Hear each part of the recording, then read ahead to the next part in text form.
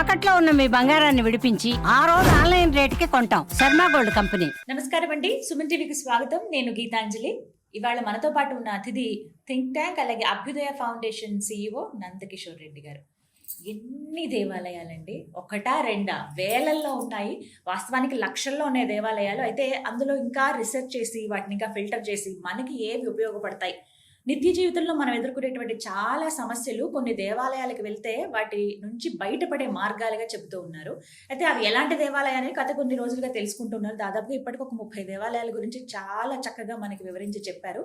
చాలా మంది ఆ దేవాలయాలకు వెళ్ళి ఫలితం పొందుతున్నారండి. అది చాలా సంతోషం అనిపించింది మాకు. అలాగే మంచి అభిమానం కూడా చూపిస్తూ ఉన్నారు.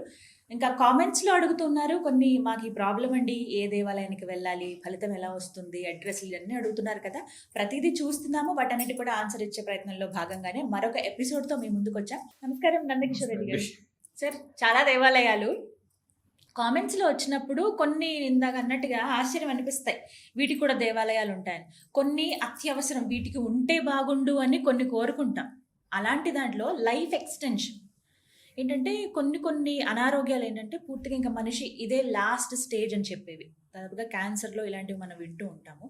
ఇంకా కొన్ని అనారోగ్యాలు డాక్టర్ చెప్పేశారండి, ఇంకా అయిపోయినట్టే, మనిషి ఇంకా ఆయుర్దాయం లేదు అన్న సమయంలో పలానా దేవాలయాలకు వెళ్తే లైఫ్ ఎక్స్టెండ్ అవుతుంది అనేది నేను ఎక్కడో విన్నాను సార్. ఇది ఖచ్చితంగా వీటికి దేవాలయాలు ఉన్నాయా లేదా అనేది మీరు చెప్పాలి. అలాగే కణాలు ఏవైతే ఉన్నాయో అవి రిపేర్ చేస్తాయి, తద్వారా ఎక్స్టెన్షన్ అవుతుంది లైఫ్ అనేది విన్నాను. వీటికి సంబంధించి అసలు దేవాలయాలు ఉన్నాయా, ఉంటే ఏవి, మేము వెళ్ళగలమా, ఏ రాష్ట్రంలో ఉన్నాయి? ఖచ్చితంగా అండి. కాకపోతే ఎప్పుడు చెప్తున్నట్టు ఇవి కూడా తమిళనాడులోనే ఉన్నాయి sir. Major complaint sir, Telugu రాష్ట్రాల్లో దేవాలయాలే లేవా వెళ్ళడానికి. అంటే ఏం లేదు, కొంతమంది అంత దూరం వెళ్ళలేక అడుగుతూ వెళ్ళలేక. రెండోదండి, ఇది పోయినసారి మన వీడియోలో చేసినట్లుగా ట్రీట్మెంట్కి మనం ఎంత దూరమైనా వెళ్ళాలి, తప్పదు. మనకు ట్రీట్మెంట్ కావాలి అంటే, ఆ పరిహారం నివృత్తి కావాలి అంటే మనం వెళ్ళాల్సింది. సో మీరు సంబంధించిన ఈ సెల్ రిపేరింగ్ సిస్టమ్ అనేది మనం ఇప్పుడు చూస్తున్నాం అండి, చాలా కొత్త టెక్నాలజీ అంట. కానీ పాత కాలాల్లో ఈ సెల్ రిపేరింగ్ పైన ఒక పెద్ద పుస్తకాలు, గ్రంథాలు రాస్తుంటారు. అప్పుడు మనకు ఉండేదంతా మంత్రోచ్చారణ. ఒక మంత్రం చెప్తే మీ బాడీలో ఉన్న సెల్స్ దాని ప్రకారం రియాక్ట్ అయ్యేది. ఏ విధంగా రియాక్ట్ అయ్యేది అంటే, సెల్ రిపేరింగ్ అనేది ఒక మంత్ర ఉచ్చారణ చేయడం వల్ల ఆ ఉచ్చారణలో వచ్చిన శబ్ద తరంగాలు మీ శరీరంలో పోవడం వల్ల, ఆ పర్టికులర్ నాడిలు యాక్టివేట్ అవ్వడం వల్ల అక్కడ ఉన్న కణం ఏదైతే ఉందో ఆ కణం రిపేర్ అయ్యేది. సో ఈ విధంగా మంత్రోచ్చారణతోనే మన బాడీలో ఉన్న సెల్స్ రియాక్ట్ అవుతున్నాయి. సో వీటిల్లో మనకు ఒక మహాత్ముడు రాసిన పుస్తకంలో కూడా ఒక ఎగ్జాంపుల్ ఉందండి. సో ఈ ఎగ్జాంపుల్ ఏంటంటే, మీరు పాత కాలాల్లో కానీ మన పాత సినిమాలు కానీ చూస్తుంటే దాంట్లో చూడండి, ఋషులు కానీ దేవతలు కానీ ఇక్కడి నుంచి అక్కడ ప్రత్యక్షం అయ్యేవాళ్ళు, ఇక్కడి నుంచి మాయమయ్యి అక్కడ ప్రత్యక్షం అయ్యేవాళ్ళు. ఇక్కడ మాయమయ్యే వాళ్ళు కొంచెం వాళ్ళకి ఎక్కడ కావాలంటే అక్కడ ప్రత్యక్షం ఎలా చేయగలరు? సో రెండోది, మనం ఆ రోజుల్లో చూస్తున్న బ్రహ్మాస్త్రం కానీ నాగాస్త్రం కానీ, ఇప్పుడు మనం ఒక మిసైల్ తీసుకెళ్లాలంటేనే దానికి చాలా భారీ బుల్డోజర్లు, ఒక ట్రక్ తీసుకొని వెళ్ళేవాళ్ళం. ఆ కాలాల్లో ఒక మంత్రం చెప్పడం వల్ల చేతిలోకి వచ్చేది, ఆయుధం చేతిలోకి వచ్చేది. సో ఆ మంత్రానికి ఉన్న బలం అలాంటిదండి. సో దాంట్లో ఒక ఎగ్జాంపుల్ మీకు చెప్పాలి అంటే, ఒక మంత్ర పఠనం అనేది చేయడం వల్ల, ఒక మంత్రం చెప్పడం వల్ల, మీరు ఎగ్జాంపుల్ ఒక మన సీలింగ్ ఫ్యాన్ కానీ తీసుకుంటే, సీలింగ్ ఫ్యాన్ చూడండి, 1 స్పీడ్ పెట్టేటప్పుడు దాని రెక్కలు మీకు కనిపిస్తాయి, 2 పెట్టేటప్పుడు దాని రెక్కలు కొంచెం కనిపిస్తాయి, 3, 4 స్పీడ్ పెట్టినప్పుడు రెక్కలు కనిపివు, గాలి వస్తుంది.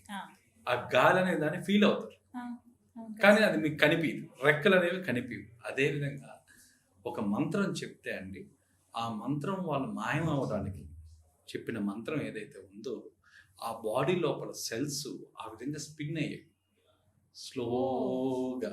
ఆ మంత్ర పఠనం కొంచెం వేగం పెంచడం వల్ల ఇది ఇంకా స్పీడ్గా స్పిన్ అయ్యేది, ఇది ఇంకా కొంచెం ఎక్కువ చెప్పడం వల్ల ఇంకా ఫాస్ట్గా స్పిన్ అయ్యేది. ఈ స్పిన్ మనిషి అంతర్ధానం అయిపోయేది, మనిషి అక్కడ కనిపించకుండా పోయేది.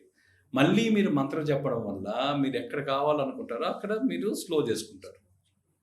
ఆ మంత్రపఠనం మళ్ళీ తిరిగి ఉచ్చరించడం వల్ల మళ్ళీ అదే ప్రదేశంలో వేరే ప్రదేశంలో మీరు కోరుకున్న చోట మీరు ప్రత్యక్షం అయ్యేవారు. ఇది వేదిక్ సైన్స్. ఇలాంటి సెల్ రిపేరింగ్ సిస్టమ్ అనేది మన ఋషుల కాలం నుంచి ఉంది. సో వాళ్ళు వీటి కోసంగా కొన్ని దేవాలయాలు కూడా నిర్మాణం చేశారు. కొన్ని హై జియో మ్యాగ్నెటిక్ ప్లేసెస్ లో దేవాలయాల నిర్మాణం కూడా జరిగింది. అంటే ఆ నిర్మాణంలో ఉన్న సూత్రం ఏంటంటే ఏ మరణ శక్తి కూడా ఒక జీవశక్తిగా మారుతుంది. ఆ దేవాలయానికి వెళ్ళంగానే మరణశక్తి ఏదైతే ఉందో అది జీవశక్తిగా మారుతుంది. అక్కడ మీరు అక్కడికి ఇంక అన్ని హోప్స్ వదిలేసి ఏమీ లేదని ఆ దేవాలయంలో మీరు అడుగు పెట్టంగానే ఆటోమేటిక్గా మీకు లైఫ్ ఎక్స్టెన్షన్ అనేది వస్తుంది. ఖచ్చితంగా వస్తుంది కాదు, ఖచ్చితంగా వస్తుంది. ఎంతమందికి సరే ఇది హోప్. అంటే ఇప్పుడు వచ్చే డిసీజెస్ మనం వాటికి మ్యాచ్ చేసుకుంటాం. క్యాన్సర్ అని ఇవన్నీ కూడా సెల్ రిపేర్. అంతేనండి. ఈ సెల్ ఒకసారి మళ్ళీ మీకు కానీ యాక్టివేట్ అయితే మీకు ఆటోమేటిక్గా ఆ క్రానికల్ డిసీజెస్లో నుంచి బయటకు వస్తారు. దీంట్లో ప్రశస్తమైన గుడి తమిళనాడు దగ్గర ఉందండి. మైలాడుతురై అనే ప్లేస్లో 21 కిలోమీటర్ల దూరంలో తిరుకడయూరు దగ్గర అమృత ఘటేశ్వర్ అని ఉన్నారండి. శివలింగం అమృత ఘటేశ్వర్. సో ఈ శివలింగం దేనికి ప్రసిద్ధి అంటే మీ మరణ శక్తిని జీవశక్తిగా మార్చే ప్రదేశం ఏదన్నా ఉంది అంటే ఈ ఆలయం మాత్రమే, ఈ అమృత ఘటేశ్వర ఆలయం. బాగలేని వాళ్ళు, క్రానికల్ డిసీజ్ ఉన్న వాళ్ళు ఇక్కడికి వెళ్ళిన తర్వాత అక్కడ ఆ ప్రక్రియ చేసిన తర్వాత తిరిగి వాళ్ళ ఇంటికి వచ్చి 48 days ఆ వ్రతం చేయాలండి. వ్రతం అంటే ఆ నామస్మరణ అవన్నీ మనం చెప్తాం ఏ విధంగా చేయాలి. అది చేయడం వల్ల వాళ్ళకి చాలా మందికి ఉపశమనం కలిగింది. దాంతో పాటుగా ఇక్కడ లైఫ్ రీసెట్ చేసే ప్లేస్ కాబట్టి ఎవరికైతే 60 సంవత్సరాలు పూర్తవుతాయో, 1000 పౌర్ణమిలు చూసిన ఇది ఉందో, వీళ్ళందరూ కూడా వృద్ధ దంపతులు అందరూ కూడా అక్కడికి వెళ్ళి ఆ ఆలయ ప్రాంగణంలో ఈ ఆయుష్ హోమం చేయడం వల్ల వాళ్ళ లైఫ్ కూడా ఎక్స్టెన్షన్ అవుతుంది. సో ఈ లైఫ్ రీసెట్ చేసే ప్లేస్ ఏదన్నా ఉంది అంటే ఈ అమృత ఘటేశ్వర. ముందు దర్శనం చేసుకుని వచ్చేయాలి సార్. ముందు దర్శనం చేసుకొని ఈ ప్రక్రియలు కూడా అక్కడే చేయొచ్చు. ఈ ప్రక్రియలు అన్నీ కూడా అక్కడే చేయొచ్చు. ఎందుకంటే ఇది ఒక రీబర్త్ ఎనర్జీ జోన్ అండి ఇది. సో ఈ జోన్ లో అన్ని మీరు ఈ ఆయుష్ హోమాలు, మృత్యుంజయ హోమాలు ఆ ప్రాంగణంలో చేయడం వల్ల మీకు అవి డైరెక్ట్గా మీకు ఆ ఎక్స్టెన్షన్కి వస్తాయి అన్నమాట. దీంట్లో మెయిన్ ఎనర్జీ పాయింట్స్ ఎక్కడ ఉంటాయి అంటే ప్రధాన రాజగోపురం లోపల మీరు ఫస్ట్ అడుగు పెట్టగానే మీలో ఉన్న నెగిటివ్ ఎనర్జీ ఏది ఉందో, ఫియర్ కానీ ఆ డిసీజ్కి సంబంధించిన భయం ఏదైతే ఉందో ఫస్ట్ ఆ భయం ఎగిరిపోతుందండి. అడుగు పెట్టిన వెంటనే ఫస్ట్ మీకు ఒక ధైర్యం, ఒక హోప్ వస్తుంది. ఆ హోప్ అనేది క్రియేట్ అవుతుంది. ఆ తర్వాత ధ్వజస్తంభం ముందుకు రాగానే మీలో ఉన్న ప్రాణశక్తి ఏదైతే అది ఇంకా చనిపోతాం అనే భయంలో నుంచి ఆ ప్రాణశక్తి కూడా మళ్ళీ యాక్టివేట్ అవుతుంది మీ శరీరంలో. ఆ ధ్వజస్తంభం ముందు మీరు సైలెంట్గా 5 నుంచి 9 నిమిషాలు నిలబడకుండానే మీకు ఆటోమేటిక్గా ఆ ప్రాణశక్తి అనేది యాక్టివేట్ అవుతుంది. సో ఆ తర్వాత ప్రాణశక్తితో పాటు మీ ఇమ్యూనిటీ కూడా పెరుగుతుందండి. ప్రాణశక్తితో పాటు మీ ఇమ్యూనిటీ కూడా పెరుగుతుంది. ఆ తర్వాత నంది విగ్రహం దగ్గరికి మీరు రావాలి. నంది విగ్రహం దగ్గర కూర్చోగానే ఆ నంది మీరు ఎప్పుడైతే ఇలా చూస్తారో శివలింగాన్ని, ఆ చూడడం ప్రక్రియలోనే ఆ శివలింగం నుంచి ఉన్న శక్తి డైరెక్ట్గా మీ శరీరంలోకి ప్రవేశిస్తుంది. సో నంది మధ్యలో ఆ శివలింగాన్ని చూడడం, దర్శించడం ద్వారా ఆయన ఉండే ఇది డైరెక్ట్గా మీ శరీరంలోకి వస్తుంది. అది ఆ శక్తి అంతా మీ శరీరంలోకి వస్తుంది. ఎప్పుడైతే ఈ శక్తి వస్తుందో క్యాన్సరు, క్రానికల్ డిసీజు వీటికి అన్నిటికీ కూడా వాటికి ఉన్న బలం తగ్గించిపోతుంది. ఆల్రెడీ ఆ వ్యాధి వల్ల కలిగిన భయం ఏదైతే ఉందో ఆ ఇంపాక్ట్ అంతా స్లో అయిపోతుంది. ధ్యాన ముద్రలో కూర్చోవాలండి. అక్కడ ధ్యాన ముద్రలో కూర్చోవడం అనేది చాలా ఇంపార్టెంట్. ఆ ధ్యాన ముద్రలో దాదాపుగా 16 నుంచి 19 నిమిషాలు. సో ఇప్పుడు వ్యాధిగ్రస్తులు రాగలిగిన పరిస్థితిలో ఉన్నా వాళ్ళు ఓకే, లేదా వాళ్ళ రక్త సంబంధికులు వాళ్ళ వస్త్రం తీసుకొని వచ్చి అదే రక్త సంబంధికులుగానే అయితే దాదాపుగా 60 నుంచి 90 నిమిషాలు వాళ్ళు ధ్యానంలో కూర్చొని ప్రార్థన చేయాలండి. ఎప్పుడైతే ఈ అమృత ఘటేశ్వరిని మీరు ధ్యానం చేస్తారో వీళ్ళ వల్ల వాళ్ళకు రిలీఫ్ వస్తుంది.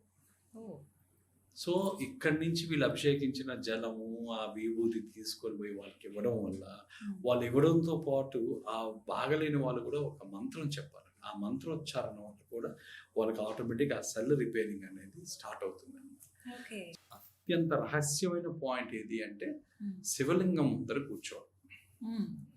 ఆ శివలింగం ముందర కూర్చోవడం అనేది మీ సెల్ హీలింగ్ పాయింట్, మీ సెల్యులార్ హీలింగ్ పాయింట్. కొద్దిసేపు కూర్చోబెడతారు. మనకు సెకండ్స్ చాలండి. ఇప్పుడు కూడా దైవశక్తికి గంటలు రోజులు కూర్చోబడలేదు, సెకండ్లు చాలు, ఆ వ్యవధి చాలు మనకి. అక్కడ కూర్చోవడం వల్ల, మౌనంగా కూర్చోవడం వల్ల సెల్ అనేది ఆటోమేటిక్గా రిపేరింగ్ అనేది స్టార్ట్ అవుతుంది. మీకు తెలియకుండానే మీకు ఆ రిపేరింగ్ స్టార్ట్ అవుతుంది. ఆ హీలింగ్ వేవ్స్ ఏవైతే ఉన్నాయో, ఆ హీల్ చేసే తరంగాలు అక్కడి నుంచి డైరెక్ట్గా మీ శరీరంలోకి ప్రవేశిస్తాయి. ఆ శరీరంలో ప్రవేశించగానే ఆటోమేటిక్గా హీలింగ్ అనేది స్టార్ట్ అవుతుంది. ఆ తర్వాత మీరు ఇక్కడ అభిరామి అమ్మవారు అని ఉంటారు, పక్కన అభిరామి అమ్మవారు అని. అమ్మవారు ఏం చేస్తారంటే ఈ మానసిక ఆందోళనని, మానసిక భయాన్ని వీటిని హీల్ చేస్తారు అమ్మవారు. అందుకే అమ్మవారి దగ్గర కూడా 11 నుంచి 13 నిమిషాలు మినిమం కూర్చొని ధ్యానం చేయాలి. మానసికంగా చాలా బ్లాకేజ్ అయిపోయి ఉంటాం. అంటే మనలో ఒక హోప్లెస్ అయిపోయి ఒక స్తబ్దత ఏర్పడి ఉంటుంది మనుషులు. ఈ స్తబ్దత పోవాలి అంటే ఈ అమ్మవారి ముందర నిలబడి కన్నీళ్లతో కానీ ప్రార్థన చేయగలిగితే అమ్మవారు వెంటనే ఆ బ్లాకేజ్ రిలీజ్ చేస్తారు. కన్నీళ్ళు అంటే అంత డీప్గా ఆమె ప్రే చేయాలి. మన హార్ట్ఫుల్గా మనం కానీ చేస్తే ఆమె మొత్తం మీ గుండె భారాన్ని మొత్తం తీసేస్తుంది. అది కరెక్ట్గా మీరు నమ్మరండి, 2 నిమిషాల నుంచి 6 నిమిషాల లోపలే తీసేస్తుంది అమ్మవారు. మీకు ఆ ట్రామా ఏదైతే ఇన్ని సంవత్సరాల ట్రామా ఉందో ప్రతి ఒక్క పేషెంట్ అక్కడ ఎక్స్పీరియన్స్ అయ్యారండి.